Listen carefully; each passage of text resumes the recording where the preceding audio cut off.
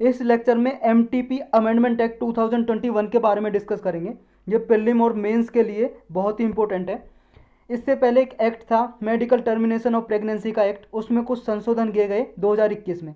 तो अब ये रिसेंटली न्यूज में है। रिसेंटली दिल्ली हाई कोर्ट ने एक डिसीजन किया, मतलब डिसीजन दिया, अपना वर्डिक्ट दिया। उसमें कहा कि जिस भी औरत ने 22 वीक्स प्रेगनेंसी के कंप्लीट कर लिए हैं और वो उसका जो फीटस है, मतलब कि जो माता के पेट में गर्भ में बच्चा है जो भ्रूण है, अगर उसको कोई एबनॉर्मेलिटीज़ हैं, मतलब कुछ समस्या है, वो सही से जन्म नहीं ले सकता, तो उस केस में प्रेगनेंसी को टर्मिनेट किया जा सकता है। ये दिल्ली हाई कोर्ट ने अलाउ किया कि टर्मिनेट का मतलब प्रेगनेंसी को अबॉर्शन किया जा सकता है, बच्चे को पेट से गिराया जा सकता है। ये परमिशन दी दिल्ली हाई कोर्ट ने। तो अब तक लॉ ये था कि प्रेगनेंसी को सिर्फ 20 वीक तक, अगर मान लो कोई महिला, कोई माता प्रेग्नेंट है, गर्भ से है और उसका बच्चा 20 हफ्ते का हो गया, तो उसके बाद उसको अबॉर्शन नहीं किया जा सकता। हमारे देश में ये कानून था। लेकिन इसको कानून बना के अभी 24 वीक कर दिया है, यानी कि जो बच्चा था महिला के पेट में 22 वीक का था, तो उसे गिराने की, अबॉर्शन करने की अनुमति दी। इसलिए ये न्यूज़ में आया। गेस्टेशन क्या होता है? गेस्टेशन पीरियड, गेस्टेशन पीरियड होता है फीटल का development period from the time of conception until birth. जब भी माता के गर्भ में बच्चा ठहरता है और जन्म होने तक, गर्भ ठहरने से जन्म होने तक के बीच का पीरियड, जो फीटल का डेवलपमेंट का पीरियड है, जब 9 महीने का बच्चा हो जाता है, इस पीरियड को भी बोलते हैं गेस्टेशन पीरियड। इंडिया में देखो ऑलरेडी एक्ट है, एमटीपी एक्ट था, जो 20 हफ्ते तक का एक टाइम डिफाइन किया हुआ था कि प्रेगनेंसी को टर्मिनेट 20 हफ्ते तक किया जा सकता है, और उसके बाद इम्परमिशिबल था, मतलब प्रेगनेंसी को अबॉर्शन नहीं किया जा सकता, बच्चे को गिराया नहीं जा सकता, गर्भपात नहीं किया जा सकता। लेकिन अभी इसमें क्या है, अमेंडमेंट कर दिए। इससे पहले जो 1971 का एक्ट था, ये medical termination of pregnancy act, ये पास किया गया था क्योंकि मेडिकल सर्विसेज कुछ डेवलपमेंट हुआ, कुछ एडवांस टेक्नोलॉजी आई, जिसके कारण सेफर अबॉर्शन किया जा सकते थे, मतलब गर्भपात आसानी से सेफली किया जा सकता था, ताकि वुमन की हेल्थ पे कुछ अफेक्ट ना पड़े। तो उसके बाद ये एक्ट बनाया गया था, ताकि ये परमिशन दी थी कि हाँ अबॉर्शन किया जा सकता है। ये एक हिस्टोरिक मूव था जब पास किया था एमटीपी एक्ट 1971 में, ताकि जो वुमन है उसको हेल्थ सर्विसेज की, जो रिप्रोडक्टिव हेल्थ सर्विस है, वो प्रोवाइड की जा सकें और उन्हें कॉम्प्रिहेंसिव अबॉर्शन के जो केयर है वो दी जा सके। लेकिन अभी 2021 में इस एक्ट में अमेंडमेंट कर दिया, संशोधन कर दिया। तो अब ये एक्ट बन गया medical termination of pregnancy amendment act 2021। इसने जो भी सेफ और लीगल अबॉर्शन की सर्विस दी थी महिला को, वुमन को, ह्यूमैनिटेरियन सोशल ग्राउंड पे, थेरोपेटिक ग्राउंड पे, उनको और ज़्यादा इंक्रीज कर दिया है। तो क्या क्या डिफरेंस है पहले एक्ट में और इसमें, पहले ये जानते हैं हम। देखो, पहला एक्ट था जो एमटीपी एक्ट 1971 का, उसमें क्या है, सिर्फ मैरिड वुमन ही अबॉर्शन करा सकती थी। मैरिड वुमन के लिए, जो शादीशुदा महिला थी, उसी को अधिकार था। कहने का मतलब, अगर मान लो किसी महिला का रेप हुआ है, बलात्कार, और उसको गर्भ ठहर गया, तो उसको अबॉर्शन कराने का अधिकार नहीं था। तो ये 2021 में अमेंडमेंट किया, चाहे मैरिड हो या अनमैरिड, वो भी महिला को कवर किया गया। अनमैरिड यानी कि शादीशुदा नहीं है, उसको भी इसमें दायरे में लाया गया, वो भी अबॉर्शन करा सकती है। देखो, इलीगली तो अबॉर्शन होते थे पहले भी, लेकिन कानून के हिसाब से अगर इलीगली पकड़े गए तो सजा भी हो सकती थी ना, लेकिन अब अनमैरिड वुमन भी अबॉर्शन करा सकती है। पहले प्रावधान था 20 वीक तक, सारे केस में सिर्फ 20 हफ्ते के अंदर अंदर अबॉर्शन करा सकते हैं, ये गेस्टेशन एज की लिमिट थी। लेकिन अब ये 24 वीक कर दिया है। लेकिन 24 वीक के बाद भी अबॉर्शन किया जा सकता है अगर फीटल अबनॉर्मल है, मतलब बच्चा है जो गर्भ में, माँ के गर्भ में जो भ्रूण है, बच्चा है, अगर उसको कोई एबनॉर्मलिटीज़ है, नॉर्मल नहीं है, तो 24 वीक के बाद भी कराया जा सकता है। लेकिन उसका भी प्रोसेस है, क्या है वो जानेंगे हम। कुछ ये हैं रजिस्टर्ड मेडिकल प्रैक्टिशनर, मतलब डॉक्टर, मान लो डॉक्टर, अगर 12 हफ्ते के अंदर अबॉर्शन कराना तो एक डॉक्टर की सलाह लेनी पड़ेगी। पहले 1971 के एक्ट में ये था, लेकिन अब ये है 20 वीक तक एक डॉक्टर की सलाह लेनी पड़ेगी अबॉर्शन कराने के लिए। पहले ये था, अगर 12 से 20 वीक तक अबॉर्शन कराना तो दो डॉक्टर की सलाह लेनी पड़ेगी, दो डॉक्टर कहें हाँ भाई अबॉर्शन कराना जरूरी है, नहीं तो माँ के हेल्थ को खतरा हो सकता है, तो उस केस में किया जा सकता था। लेकिन अब ये कर दिया, 20 वीक से 24 वीक तक अगर अबॉर्शन कराना है, गर्भपात कराना है, तो दो डॉक्टर की सलाह लेनी पड़ेगी, रजिस्टर्ड मेडिकल प्रैक्टिशनर, जो भी अबॉर्शन वगैरह करते हैं डॉक्टर, उनकी सलाह लेनी पड़ेगी। और अगर 24 के बाद भी अबॉर्शन कराना है तो एक मेडिकल बोर्ड होगा जिसमें कुछ डॉक्टर होंगे, कुछ अधिकारी होंगे, अगर वो अप्रूवल दे देंगे तो 24 वीक के बाद भी कराया जा सकता है। अब के एक्ट में ये चेंजेस किए। पहले ये था अगर इस 1971 के एक्ट को कोई वायलेट करता, उल्लंघन करता है तो उस पर 1,000 रुपये का फाइन लगता था। अब फाइन तो है ही है, अब 1 साल की सजा भी है, इम्प्रिजनमेंट हो सकती है, कैद। ये कुछ इसमें चेंज किए गए। तो अब जानते हैं, इसे लाइन टू लाइन पढ़ते हैं। एमटीबी अमेंडमेंट एक्ट 2021 का इसमें क्या है। पहला तो है termination due to failure of contraceptive method of device. अगर मान लो कॉन्ट्रासेप्टिव मेथड यूज किए, मान लो कुछ गर्भ निरोधक गोलियां खाई, फिर भी गर्भ ठहर गया, तो ऐसे गर्भ को 20 वीक तक 20 सप्ताह के अंदर अंदर कोई भी मैरिड वूमन उसे टर्मिनेट कर सकती है, या कोई अनमैरिड वूमन भी है वो भी उसे टर्मिनेट करा सकती है, मतलब गर्भपात करा सकती है।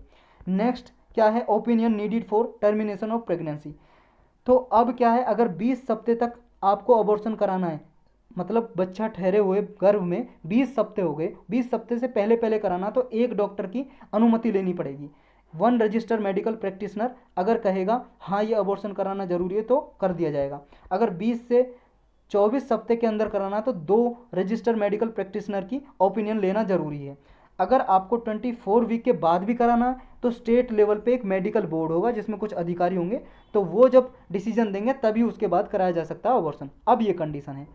तो ये जो upper gestation limit for special categories क्या है, अब देखो पहले लिमिट थी 20 और अब कर दी 24 वीक, समझ गए। तो यानी कि जो अब स्पेशल कैटेगरी जो वुमन है वो भी कुछ इंक्लूड की गई इसमें, जैसे सर्वाइवर ऑफ रेप, किसी का रेप हुआ है उसके खिलाफ, मतलब उसका टर्मिनेट करना है प्रेगनेंसी का, अबॉर्शन करना है तो उसका किया जा सकता है। विक्टिम ऑफ इंसेस्ट, विक्टिम का मतलब होता है पीड़ित, जिस महिला पे, लड़की पे अत्याचार हुआ है या किसी के साथ रेप हुआ है, या इंसेस्ट का मतलब होता है विक्टिम ऑफ इंसेस्ट का किसी क्लोज रिलेटिव, कुछ ही सगे संबंधी, लड़की के सगे संबंधी ने उसके साथ कुछ गलत किया है तो उस केस में अबॉर्शन किया जा सकता है 24 वीक तक ही। वनरेबल वुमन, कोई भी मान लो कमज़ोर महिला है, जैसे मान लो डिफरेंटली एबल है, हैंडीकैप्ड है, विकलांग है, या माइनर है, 18 साल से कम उम्र की बच्ची हैं।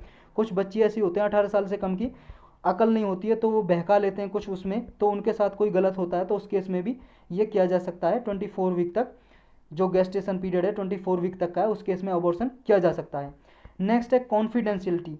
कॉन्फिडेंशियलिटी का मतलब ये है किसी भी महिला का नाम या उसकी कोई और डिटेल रिवील नहीं की जाएंगी, बताई नहीं जाएंगी किसी को भी, जब भी वो प्रेगनेंसी का टर्मिनेट कराएगी, अबॉर्शन कराएगी। क्योंकि आपको पता है एक दाग लग जाता है उस महिला पे कि ये तो अबॉर्शन करा के आई है, तो एक दाग सा लग जाता है, कलंक लग जाता है, तो ये इसको रिवील नहीं करेंगे उसकी आइडेंटिटी को, except to a person authorise in any law.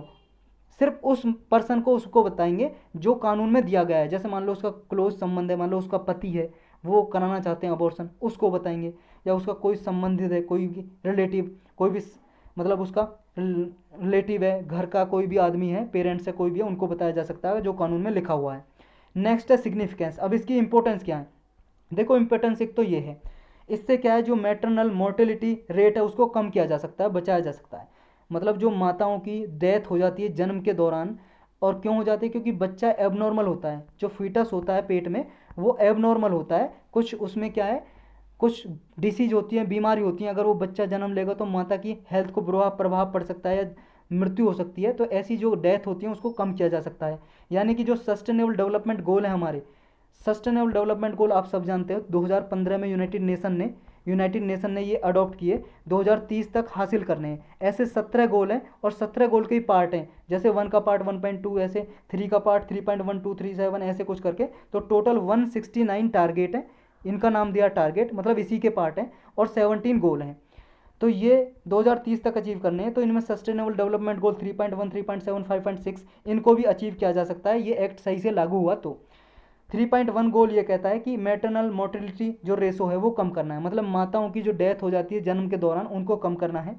जो SDG गोल है 3.7, 5.6 ये रिलेटेड है सेक्सुअल रिप्रोडक्टिव हेल्थ और राइट से, इनके अधिकारों की रक्षा की जा सकेगी, तो ये भी गोल अचीव किए जा सकते हैं। जो अमेंडमेंट है वुमन को और भी फैसिलिटी एक्सेस कराते हैं सेफ अबॉर्शन के लिए, ताकि सेफली सुरक्षित गर्भपात किया जा सके, यानी कि उसकी डिग्निटी और ऑटोनॉमी को इंश्योर करते हैं, सुनिश्चित करते हैं। लेकिन इश्यू क्या है इसमें, कुछ प्रॉब्लम है, कंसर्न। अगर आपको क्रिटिकली एग्जामिन करना, मान लो क्वेश्चन पूछ लेते हैं क्रिटिकली एग्जामिन करो, उस केस में आप कैसे करोगे, तो ये कुछ बुराइयां हैं। डिफरेंट ओपिनियंस ऑन टर्मिनेशन, एक तो डिफरेंट ओपिनियन है। कैसे? ओपिनियन का मतलब है विचार। एक तो एक ओपिनियन तो ये है, कुछ लोग तो ये बोलते हैं कि भैया प्रेग्नेंट वूमन है, जो कोई भी महिला है, उसके शरीर पे उसका अधिकार है, वो प्रेगनेंसी टर्मिनेट कराए नहीं कराए उसकी मर्जी है। यानी कि रिप्रोडक्टिव राइट्स हैं जो, ये पार्ट हैं उसके, वूमन के, प्रेग्नेंट वूमन के अधिकार के पार्ट हैं। एक ग्रुप तो ये बोलता है। दूसरा ग्रुप कहता है कि भाई साहब ठीक है, वूमन का अधिकार है बच्चा गिराने का या नहीं गिराने का, उसकी बॉडी पे पूरा अधिकार है, ठीक है। लेकिन दूसरा ग्रुप उसको अपोज करता है, ये कह के वो कहता है कि भाई साहब जो स्टेट है, यानी कि जो सरकार है, स्टेट है, राज्य है, सेंट्रल गवर्नमेंट है, उसका भी ऑब्लिगेशन बनता है, आभार बनता है कि किसी लाइफ को, जीवन को प्रोटेक्ट करे, उसे बचाए। और लाइफ कौन है? फीटस, जो गर्भ में बच्चा, वो भी तो एक जीवन है, तो उसका भी अधिकार है वो जीवन को बचाए। इसलिए महिला को पूरी आज़ादी नहीं है कि वो टर्मिनेट कब कराए कहीं नहीं कराए, इसके लिए रूल बनाए गए हैं। तो दोनों ग्रुप में ऐसे कन्फ्लिक्ट होता रहता है। एक तो ये इसका इशू है। नेक्स्ट क्या है? डिफरेंट देश में, कंट्रीज़ में अलग अलग लॉ हैं, अलग अलग कंडीशन के हिसाब से टाइम लिमिट अलग रखी गई हैं। तो फ्यूटल हेल्थ के हिसाब से, जो फीटल है यानी कि भ्रूण है, उसकी हेल्थ क्या है उसके हिसाब से, और प्रेग्नेंट वूमन के हेल्थ को क्या रिस्क है, क्या जोखिम है, उसके हिसाब से अलग अलग रूल हैं अबॉर्शन के। एक ये इशू है। अब नेक्स्ट है नॉट अलाउड बियॉन्ड 24 वीक।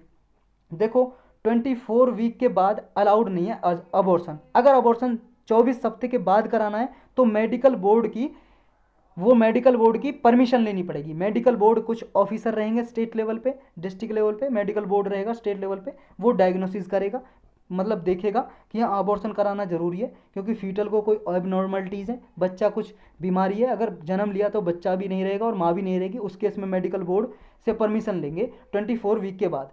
तो 24 वीक के बाद अगर मेडिकल बोर्ड की परमिशन लेनी है, इसका मतलब अगर मेडिकल बोर्ड न मना कर दे, इनकार कर दे, तो उस केस में क्या है? तो फिर तो सिर्फ रिट पिटीशन बच जाती है उसके पास, किसी भी महिला के पास रिट पिटीशन का ऑप्शन बच जाता है। यानी कि वो कोर्ट में जाएगी, कोर्ट में केस करेगी, कोर्ट में केस लड़ेगी, हो सकता है तब तक महिला की डेथ हो जाए। तो ये भी भाई साहब एक ये है। यानी कि अगर कोई मान लो रेप विक्टिम है, किसी का रेप हुआ, 24 वीक के बाद कराना उसे अबॉर्शन, तो मेडिकल बोर्ड से परमिशन लेगी तब अबॉर्शन कराएगी। तो एक ये प्रॉब्लम है। नेक्स्ट है abortion to be performed by doctor. Abortion क्या है? डॉक्टर के द्वारा ही। इस एक्ट में ये है केवल और केवल डॉक्टर के द्वारा ही, और वो डॉक्टर जो स्पेशलाइजेशन है किसमें? गायनेकोलॉजी में और ऑब्स्टेट्रिक्स में। गायनेकोलॉजी का मतलब है विशेषज्ञ, वुमन मतलब स्त्री विशेषज्ञ डॉक्टर है, जो वुमन स्पेशलिस्ट डॉक्टर को बोलते हैं गायनेकोलॉजिस्ट। तो जो गायनेकोलॉजी के बारे में जानता है, ऑब्स्टेट्रिक्स के बारे में जानता है, केवल और केवल वही डॉक्टर अबॉर्शन कर सकता है, गर्भपात कर सकता है। चलो ये तो मान लिया वही डॉक्टर कर सकता है क्योंकि वो स्पेशलिस्ट है, लेकिन भाई साहब हमारे देश में डॉक्टर हैं तो नहीं, 75% शॉर्टेज है। केवल जितने डॉक्टर चाहिए 25% डॉक्टर हैं गायनेकोलॉजिस्ट, बाकी के तो है नहीं। रूरल एरियाज़ में नहीं है, ग्रामीण क्षेत्र में जो प्रेग्नेंट वूमेन है उनको कहाँ से सेफ अबॉर्शन की फैसिलिटी दोगे आप? आपने तो कहा है सिर्फ डॉक्टर वही कर सकता है जो गायनेकोलॉजी के बारे में जानकारी रखता है। तो एक ये भी प्रॉब्लम है। अब वे फॉरवर्ड में क्या हो सकता है सॉल्यूशन? देखो वैसे तो ये बहुत ही कमेंडेबल, मतलब तारीफ़ लायक एक्ट बनाया है सेंट्रल गवर्नमेंट ने, बहुत ही अच्छे, जो सेफ एक्सेस दिया है डाइवर्स कल्चर ट्रेडिशन के लिए। अच्छा ये बैलेंसिंग एक्ट है, लेकिन फिर भी क्या है, वूमन को कुछ कंडीशन पे छोड़ दिया गया है। कुछ ऐसे एक्सेस हैं जो सेफ अबॉर्शन के लिए अभी बाधाएं बनी हुई हैं, इम्पेडिमेंट हैं। जैसे देखो जस्टिस के एस पुट्टास्वामी केस है 2017 का, सुप्रीम कोर्ट का एक जजमेंट है, के S Puttaswamy versus union of India case 2017 में ये कहा था कि जो वुमन के अधिकार हैं, जो उसके रिप्रोडक्टिव चॉइस के रिगार्डिंग अधिकार हैं, मतलब जिनमें वो बच्चे को जन्म दे सकती है, टर्मिनेट करने, ये सारे अधिकार क्या हैं? आर्टिकल 21 के अंदर पर्सनल लिबर्टी के अंदर आते हैं, यानी कि फंडामेंटल राइट हैं। और ये भी कहा था कि प्राइवेसी ऑफ वुमन, ये वुमन की प्राइवेसी है, निजी अधिकार है, और राइट टू प्राइवेसी को भी फंडामेंटल राइट बनाया था इस वाले जजमेंट में सुप्रीम कोर्ट ने 2017 में। तो इसका मतलब ये फंडामेंटल राइट दिए, लेकिन ये फंडामेंटल राइट एक्ट के जरिए रिकॉग्नाइज नहीं किए जा रहे, ट्रांसलेट नहीं किए जा रहे। वुमन को अभी भी डॉक्टर की परमिशन लेनी पड़ती है अबॉर्शन कराने के लिए, मतलब उसका तो मौलिक अधिकार है ही नहीं, वो अपनी बॉडी पे फंडामेंटल राइट तो है ही नहीं उसका मौलिक अधिकार, तो इनका भी उल्लंघन है, वायलेशन है। एक ये है, तो इनको इंश्योर किया जाए फंडामेंटल राइट को। नेक्स्ट क्या है, देखो गवर्नमेंट को ज़रूरी ये है, ये नॉर्म्स और स्टैंडर्ड जो भी रूल्स बनाए हैं प्रोटोकॉल क्लिनिकल प्रैक्टिस के लिए, ताकि फैसिलिटी प्रोवाइड की जाए अबॉर्शन के लिए, तो इनको हेल्थ केयर इंस्टीट्यूशन की फैसिलिटी प्रोवाइड की जाए, अच्छे से इस एक्ट को इंश्योर किया जाए कि ये अच्छे से इंप्लीमेंट हो, ये गवर्नमेंट को करना चाहिए। नेक्स्ट क्या है, जो अबॉर्शन का क्वेश्चन है उसको ज़रूरत है कि ह्यूमन राइट के आधार पर डिसाइड किया जाए, मानव अधिकार पर, और जो सॉलिड साइंस है, हमारे यहाँ पे जो भी साइंस है, टेक्नोलॉजी है, उसके आधार पे डिसाइड किया जाए अबॉर्शन का केस। नेक्स्ट ये है कि क्योंकि कोई भी क्या है, one can be assured that country is on the road to advancement, कोई भी ये सुनिश्चित कर सकता है, दिलासा दिला सकता है कि हमारी कंट्री क्या है, अभी डेवलपमेंट के पाथ पे, एडवांसमेंट के पाथ पे है। तो वुमन के जो भी इशू हैं उन्हें क्या है, बहुत ही अच्छे से डील करना चाहिए, ताकि वुमन के अधिकार भी इंश्योर हों और जो रिप्रोडक्टिव राइट हैं वो भी वायलेशन ना हो उनका। तो यही था बस इस लेक्चर में।